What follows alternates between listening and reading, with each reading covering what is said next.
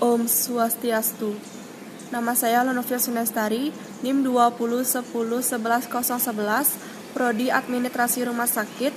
Di sini saya akan mempresentasikan materi tentang efek sebagai tujuan komunikasi.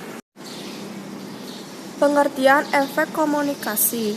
Efek dalam komunikasi adalah sebagai pengaruh yang ditimbulkan pada komunikasi setelah pesan disampaikan oleh komunitor, atau secara mudahnya dapat dipahami sebagai suatu pengaruh yang ditimbulkan sehingga adanya perbedaan antara apa yang dipikirkan, dirasakan dan juga dilakukan oleh komunikan atau penerima pesan setelah mendapat pesan yang disampaikan.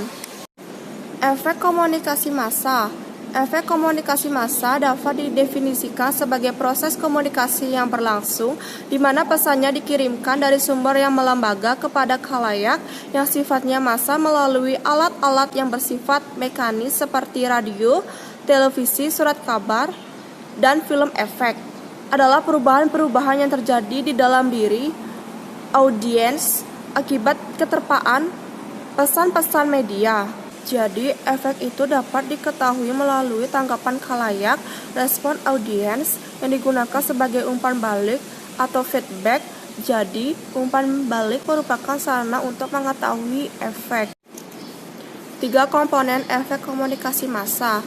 1.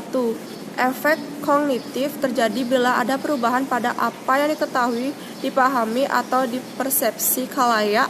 Dalam efek kognitif ini akan dibahas tentang bagaimana media massa dapat membantu khalayak dalam mempelajari informasi yang bersifat dan mengembangkan keterampilan kognitif.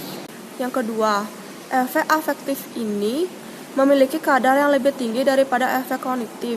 Tujuan dari komunikasi massa bukan hanya sekedar memberitahu kepada khalayak agar menjadi tahu tentang sesuatu, melainkan lebih dari itu, setelah mengetahui informasi yang diterimanya. Yang ketiga, efek behavioral ini merupakan akibat yang timbul pada diri khalayak dalam bentuk perilaku, tindakan, atau kegiatan. Efek behavioral ini cenderung memberikan gambaran bagaimana khalayak meniru apa yang telah ia saksikan di televisi atau media massa lainnya. Aspek-aspek komunikasi. Yang pertama, mendengarkan komunikasi harus dilakukan oleh karyawan dengan pikiran dan hati serta segenap indera yang diarahkan pada atasan agar tujuan komunikasi dapat terjadi. Yang kedua, pernyataan komunikasi pada hakikatnya adalah kegiatan yang menyatakan gagasan dan menerima umpan balik dengan cermat, yang berarti menafsirkan pernyataan tentang gagasan orang lain. Yang ketiga, keterbukaan diperlakukan dalam menerima masukan dari atas, merenungkan dengan serius, dan mengubah diri bila perubahan yang dilakukan diyakini sebagai suatu pertumbuhan ke arah kemajuan. Yang keempat, kepekaan perlu dimiliki oleh pihak-pihak yang berkomunikasi. Kepekaan dalam hal ini dihubungkan dengan kemahiran membaca bahasa tubuh untuk melakukan komunikasi.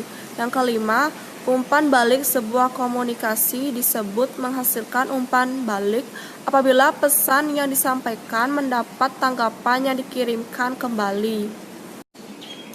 Tujuan komunikasi efektif. Tujuan dari komunikasi efektif sebenarnya adalah memberikan kemudahan dalam memahami pesan yang disampaikan antara pemberi informasi dan penerima informasi, sehingga bahasa yang digunakan oleh pemberi informasi lebih jelas dan lengkap, serta dapat dimengerti dan dipahami dengan baik oleh penerima informasi atau komunikan. Unsur-unsur komunikasi efektif. Yang pertama, komunikator merupakan pengirim yang mengirim pesan kepada komunikan dengan menggunakan media tertentu. Yang kedua, komunikan merupakan penerima yang menerima pesan dari komunikator, kemudian memahami, menerjemahkan, dan akhirnya memberi respon.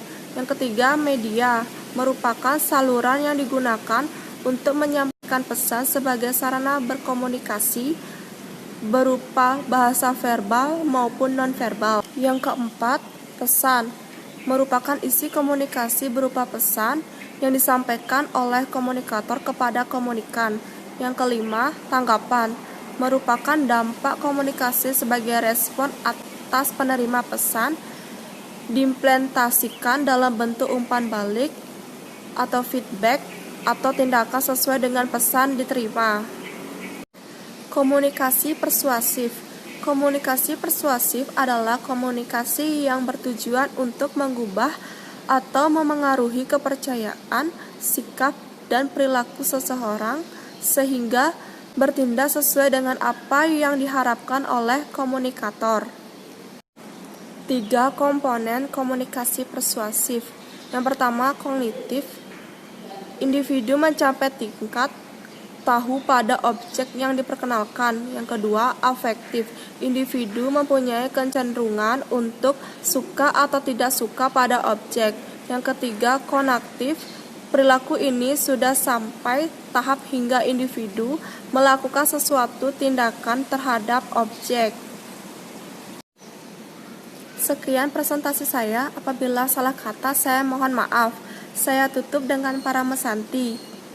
Om Santi Santi Santi Om.